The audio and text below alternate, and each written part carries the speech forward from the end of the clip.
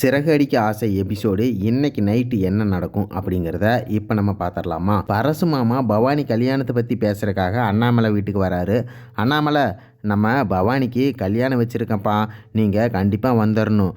பவானி ஓடி போனப்ப நான் ரொம்ப கஷ்டப்பட்டப்பா. ஆனால் முத்துவும் மீனாவும் தான் எங்ககிட்ட வந்து ஆறுதலாக சொல்லி கல்யாணத்துக்கு சம்மதிக்க வச்சுருக்குறாங்கப்பா. அது மட்டும் இல்லாமல் மாப்பிள்ளை வீட்டுக்கும் போய் சம்மதிக்க வச்சுருக்குறாங்கப்பா. இந்த கல்யாணம் நடக்குது அப்படின்னா முத்துவும் மீனா தான்ப்பா காரணம் அப்படின்னு சொன்ன உடனே விஜயா சொல்லுவா, ஓஹோ இப்போ எல்லாம் புரோக்கர் வேலையும் பார்க்க ஆரம்பிச்சிட்டிங்களா அப்படின்னு சொல்லுவான். அதுக்கு அண்ணாமலை சொல்லுவார், பரவாயில்லையே, இந்த சின்ன வயசுலேயும் ரொம்ப நல்ல காரியம் பண்ணுறீங்களே அப்படின்னு முத்துவையும் மீனாவையும் அண்ணாமலை பாராட்டுவார். அதுக்கு பரசுமாமா சொல்லுவார், அண்ணாமலை முத்துவையும் மீனாவையும் ரொம்ப நல்லா வளர்த்திருக்கப்பா. அண்ணாமலை நம்ம வீட்டு கல்யாணத்துக்கு கண்டிப்பாக வந்திருப்பா. விஜயா நீங்களும் வாங்க அப்படின்னு சொல்லும்போது விஜயா சொல்லுவா, வந்துடுறேன் அப்படின்பா. ஆனால் அண்ணாமலை கண்டிப்பாக வரேன்டா, இது நம்ம வீட்டு கல்யாணம்டா அப்படின்னு சொல்லுவான். முத்து சொல்கிறான், பரசுமாமா என்கிட்ட 2 டாக்ஸி இருக்குது, அது நம்ம கல்யாணத்துக்கு ஓட்டிக்கலாம். அது மட்டும் இல்லாமல் ரோஹிணி வந்து நல்லா டாட்டூவெல்லாம் போடுவா, அவளை வச்சு மேக்கப் எல்லாம் பண்ணிக்கலாம் அப்படின்னு சொன்ன உடனே மனோஜ், என் பொண்டாட்டி தான் கிடச்சாலா, அதெல்லாம் போட முடியாது அப்படின்னு சொல்லும்போது முத்து சொல்லுவான், அது ரோஹிணி சொல்லணும் அப்படின்னு ஒன்று. ரோஹிணி அரை மனசோட சரி நான் போடுறேன் அப்படின்னு சொல்லிடுவான். அது மட்டும் இல்லாமல் ரவி சொல்லுவான், நீங்கள் கேட்ரிங்க்கு வேறு ஆளை சொல்லிட்டீங்களாமா, சரி பரவாயில்ல, நான் வேணா என்னோட ஸ்பெஷல் ஸ்வீட் ஒன்று செஞ்சு தரேன், அதையும் நீங்கள் ஆட் பண்ணிக்கங்க அப்படின்னு சொல்லிடுவாங்க. விஜயா மீண்டும் சொல்கிறான், ஓஹோ ஓசிலேயே கல்யாணம் நடக்குது அப்படின்னு சொல்லும்போது அண்ணாமலை குறுக்கிட்டு, இது நம்ம வீட்டு கல்யாண்டி, நம்ம தாண்டி எல்லாமே பண்ணணும் அப்படின்னு சொல்லிடுவாங்க. அதுக்கு பரசுமாமா சொல்லுவார், எப்படியோ நீங்கள்லாம் வந்து நல்லபடியாக கல்யாணத்தை முடிச்சு கொடுத்தா போகுது.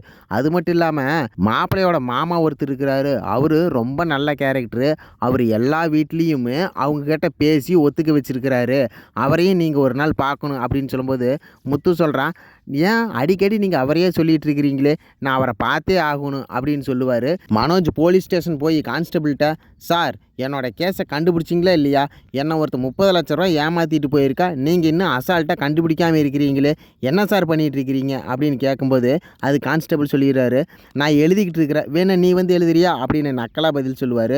மனோஜ், சார் என் நிலைமையை புரிஞ்சுங்க சார், 30 லட்ச ரூபா ஏமாந்துருக்கேன் சார், வீடு வாங்கி தரேன்னு சொல்லி ஏமாற்றிருக்கான் சார் அப்படின்னு சொல்லும்போது கான்ஸ்டபிள் சொல்கிறாரு, ஏண்டா நீ ஒருத்தன் தான் இருக்கிறியா, உனக்கு மட்டும்தான் இந்த ஸ்டேஷன் கட்டியிருக்குதா, ஊரில் எத்தனை பேர் பிரச்சனை இருக்குது, எல்லாமே கண்டுபிடிக்க வேணாமாடா, எங்களுக்கு டைம் ஆகுண்டா அப்படின்னு சொல்லும்போது மனோஜ் சொல்லுவான், சார் வேணா எஸ்ஐக்கு மேலே யார் சார் இருக்கா, அவங்ககிட்ட நான் போய் கம்ப்ளைண்ட் பண்ணுறேன் சார் அப்படின்னு சொல்லுவான். ஆனால் கான்ஸ்டபிள் சொல்லுவார், எஸ்ஐக்கு மேலே ஜனாதிபதி தான் இருக்கிறாங்க, அங்கே போய் கம்ப்ளைண்ட் பண்ணு, நீ வேணா டெல்லி போ அப்படின்னு நக்கலாக பதில் சொல்லுவார். அதுக்கு மனோஜ் சொல்லுவான், ஏன் சார் விளையாடுறீங்க அப்படின்னு சொன்ன உடனே அடுத்தது எஸ்ஐ பார்க்க கான்ஸ்டபிள் அருண் வருவான். கான்ஸ்டபிள் அருணை பார்த்த உடனே இன்னொரு கான்ஸ்டபிள் சொல்லுவார், அருண் உன்னை பார்க்கத்தான் எஸ்ஐ வெயிட் பண்ணிட்டு இருந்தார், இப்போ வருவார், நீ பார்த்துட்டு போ அப்படின்னு சொல்ல, என்னவா எதுக்கு அப்படின்னு கேட்பான். தெரியலப்பா, என்னவோ தெரியல, உன் மேலே கோபமாக இருக்கிறாருன்னு சொல்லிடுவாங்க. எஸ்ஐ வந்துடுவார். வந்த உடனே அருண் இங்கே வா, நேற்று நீ என்ன பண்ணுன, உன்னை பற்றி தான் சோசியல் மீடியாவில் ஒரே ட்ரெண்ட் ஆகுது, பொதுமக்கள் ஹெல்மெட் போடலினா நம்ம பிடிக்கிறோம், அதேமாரி நோ பார்க்கிங்கில் நின்னா பொதுமக்களை பிடிக்கிறோம், ஆனால் நீ ஒரு நல்ல அதிகாரி, நீயே வந்து ஹெல்மெட் போடாமையும் நோ பார்க்கிங்கில் வண்டி நிறுத்தினாலையும் உன்னை யாரோ ஃபோட்டோ எடுத்து ஃபேஸ்புக்கு ட்விட்டர் இதில் எல்லாம் போட்டு விட்டு இப்போ பாரு எனக்கு மேலே அதிகாரி என்னை பிடிச்சி ஏற்றுறாரு, உன்னை 3 நாள் சஸ்பெண்ட் பண்ண சொல்லியிருக்காருப்பா, தயவு செஞ்சு சஸ்பெண்ட் ஆயிரு சரியா அப்படின்னு சொன்னோடனே, சார் நான் வேணா மேலதிகாரிகிட்ட பேசி பார்க்குறேன் சார் அப்படின்னா, அவங்களுக்கெல்லாம் நேரம் இருக்காது, 3 நாள் நீ சஸ்பெண்டு சரியா, நீ வீட்டில் போய் இரு அப்படின்னு எஸ்ஐ கான்ஸ்டபிள் அருணை பார்த்து சொல்லிடுவார். கான்ஸ்டபிள் அருண் வெளியில் வந்து அவர் ஃப்ரெண்டுக்கிட்ட, இது வரைக்கும் என்னோடய கேரியரில் இப்படி ஒரு பிளாக் மார்க் ஆனதே இல்லை, இது எல்லாம் யார் பண்ணுனான்னு எனக்கு தெரியும், அந்த முத்து தான் இத்தனை வேலையும் பண்ணியிருக்கிறான், அவனை நான் பழி வாங்காமல் விட மாட்டேன் அப்படின்னு சொல்லிட்டு வீட்டுக்கு போயிடுவார் கான்ஸ்டபிள் அருண். மீனா ஸ்கூட்டியில் போயிட்டு இருக்கும்போது வித்யா குறுக்கால வந்து வண்டியை நிறுத்திடுவா. அதுக்கு மீனா கேட்பான், ஏன் இப்போ எல்லாம் வண்டியை நிறுத்தியே பொருள் வாங்க ஆரம்பிச்சிட்டிங்களா அப்படின்னு கேட்கும்போது இதுக்கு வித்யா சொல்கிறான், மீனா நீ எனக்கு ஒரு உதவி பண்ணணும் அப்படின்னு சொல்லும்போது, என்ன உதவி, இல்லை நான் லவ் பண்ணுறேன்ல, அவரை எப்படி புரிஞ்சுக்கிறது, ரொம்ப நல்லவராக இருக்கிறாரு, அப்போ பழகுனதுக்கு அப்புறம் அவர் நல்லவர் இல்லைன்னு தெரிஞ்சிருச்சுன்னா என்ன பண்ணுறது, அதுக்கு முன்னாடி அவரை பற்றியெல்லாம் தெரிஞ்சுக்கணும் அப்படின்னு சொன்ன உடனே அதுக்கு மீனா சொல்கிறான், அவருக்கு பிடிச்சது 10 எழுது சொல்லு, நீயும் உனக்கு பிடிச்சதை 10 எழுது, நீங்கள் 2 பேரும் பேப்பர் மாற்றிக்கிங்க, எழுதிருக்கிறீங்களா 5 மேட்ச் ஆகுதா, அப்போ அவர் ஓகே அப்படின்னு சொல்லிடுவான்.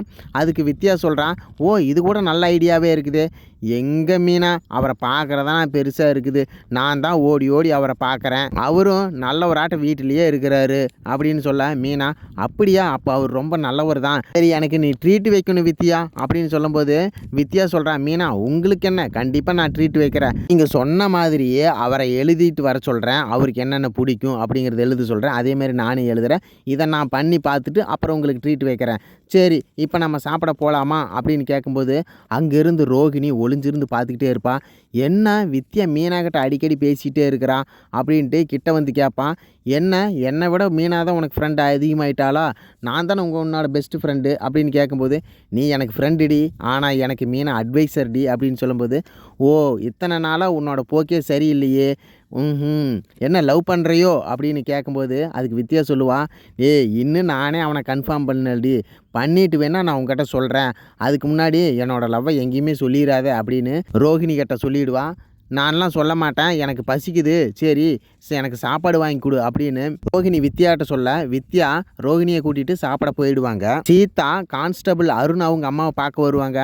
அம்மா இந்தாங்க டேப்லெட்டுமா, நான் தேடி பிடிச்சி வாங்கிட்டு வந்தேன், சரி நீங்கள் சாப்பிட்டீங்களா இல்லையா, டைம் ஆகிடுச்சு அப்படின்னு கேட்கும்போது கான்ஸ்டபிள் அருண் அம்மா சொல்லுவாங்க, எங்கெங்க சாப்பிட்றது, அங்கே பாருங்க அருண் இப்போ தான் வந்தான், ஆனால் ரூமில் போய் உட்காந்துக்கிட்டான், நான் தனியாகவே சாப்பிட முடியாது, அவன் இருந்தால் தான் நான் சாப்பிட முடியும் அப்படின்னு சொல்லும்போது சீதா கேட்பான், எதுக்கு ரூம்லேயே இருக்கிறாரு, வர சொல்லுங்கள் 2 பேர் உட்காந்து சாப்பிடுங்க அப்படிங்கும்போது, என்னென்னு தெரியல சீதா, வந்ததுலேருந்து அவன் டிஸ்டர்பாக இருக்கிறான், என்னென்னு போய் நீ கேளு அப்படிங்கும்போது சீதா போய் கேட்பான், சார் ஏன் சார் இப்படி டிஸ்டர்பாக இருக்கிறீங்க, அம்மா பாருங்கள் உடம்பு சரியில்லை, அவங்க நீங்கள் சாப்பிட்டா தான் அவங்களும் சாப்பிடுவாங்க, இந்த நிலமையில வச்சுக்கிட்டு நீங்கள் ஏன் சார் இப்படி பண்ணுறீங்க அப்படிங்கும்போது அதுக்கு கான்ஸ்டபிள் அருண் சொல்கிறான், போலீஸ் ஸ்டேஷனில் எனக்கு ஒரே பிரச்சனைங்க, என்னை வேறு சஸ்பெண்ட் பண்ணிட்டாங்க, நானே அந்த பிரச்சனையில் இருக்கிறேன் அப்படிங்கும்போது அதுக்கு சீதா சொல்கிறான், சார் உங்கள் வேலை பிரச்சனையெல்லாம் வேலையோடு வச்சுக்கணும், இங்கே நீங்கள் வந்தீங்கன்னா அம்மாவுக்கு நீங்கள் பையன், அந்த மாதிரி தான் நீங்கள் நடந்துக்கணும், சரி நீங்கள் 2 பேரும் சாப்பிடுங்க, அம்மாவோட உடம்பு நல்லாகணும்னா நீங்கள் இங்கே பையனாக நடந்துக்கிட்டால் மட்டும்தான் முடியும் அப்படின்னு சொல்ல அதுக்கு கான்ஸ்டபிள் அருன்னு சொல்லுவான், சரி நாங்கள் சாப்பிட்றோம் அப்படின்னு சொல்லி அந்த சீதாவை ஆறுதல் படுத்திடுவாங்க. இதோட இந்த நாடகம் இன்றைக்கி முடியுங்க. அடுத்த நாள் நாளைக்கு நைட்டு என்ன நடக்கும் அப்படிங்கிறத அடுத்த நாள் காலையிலேயே நம்ம சேனலில் வந்துடும். நம்ம சேனலை சப்போர்ட் பண்ணுங்கள், சப்ஸ்கிரைப் பண்ணுங்கள். நன்றி, வணக்கம்.